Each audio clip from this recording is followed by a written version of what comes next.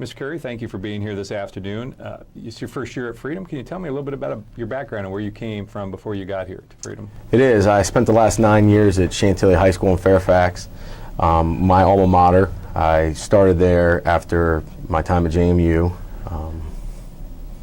Taught English 11 at Chantilly High School and English 11 honors for 5 of the last 9 years, with some 10th grade sprinkled in as well. Right. And you also serve as our head football coach, correct? I do. This is actually going to be my 12th season coaching football. I started coaching in graduate school while at JMU.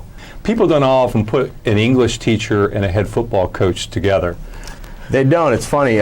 My AP Lit teacher, my senior year, played football at Colorado State, and he's one of the few people that I actually saw in that path of both English and football. And he kind of is the one that I think pushed me towards the path of language and literature. Do you think that makes it a little bit unique and a role model for some of those students out there who say, I want to coach, but maybe not see a connection to being a teacher or a teacher of a certain subject?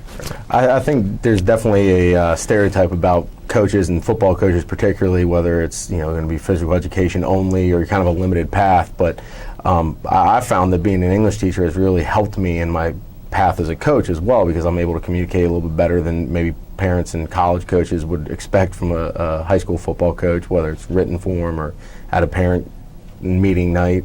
And it's also the critical thinking skills that's involved with the teaching and learning of literature and making connections and drawing on your own experiences has actually helped me as a coach. You mentioned one of your high school teachers at Chantilly.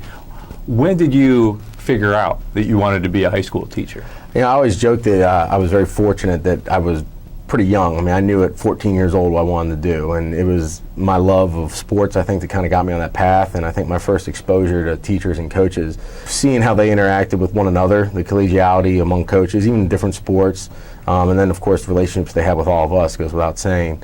And then as I got older and kind of rekindled that love of learning that all 3, 4, 5, 6-year-olds have, I started to appreciate class a little bit more. And Mr. Sherrod actually was the AP Lit teacher that really turned me on to being in control of my own education and taking it a little bit more seriously. One thing you've done well, and I talk about this, and I've told our head coaches, if you want your kids to be good in the classroom, you better model it, and you better be a good teacher, and you are too. Do you feel like that's important, that your kids see you when you're preparing for lessons and delivering lessons, as what the value of education is, and it's not just about the sports or one piece of their development? Definitely. I mean, I think that we all in the field of education know that students are a lot smarter than we sometimes give them credit for, especially when it comes to observing their teachers and coaches. And it's one thing to say, you gotta sit up front, you better be prepared. It's another thing to actually do that yourself. And I think that being a good model of any behavior is key for anyone in a position of any sort of leadership. What's the greatest passion you get out of from the classroom?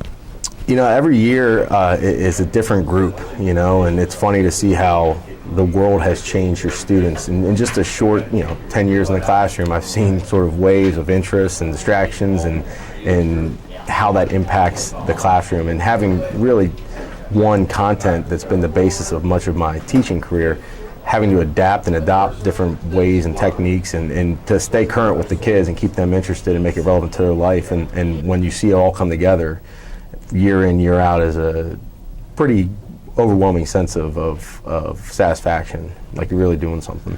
As a young high school student, junior or senior, still young to us, right. Just try looking at the possibility of being a teacher or a coach in the future. What advice would you give to them? I would say don't shy away. If your gut's telling you this is something you want to do, look into it. Take the teacher cadet course or meet with a teacher or coach that you feel you have a good relationship with, and they'll put you on the right path and be honest with you about the pros and the cons of the field. All right, Mr. Curry, thank you very much for your time this afternoon. Thank you.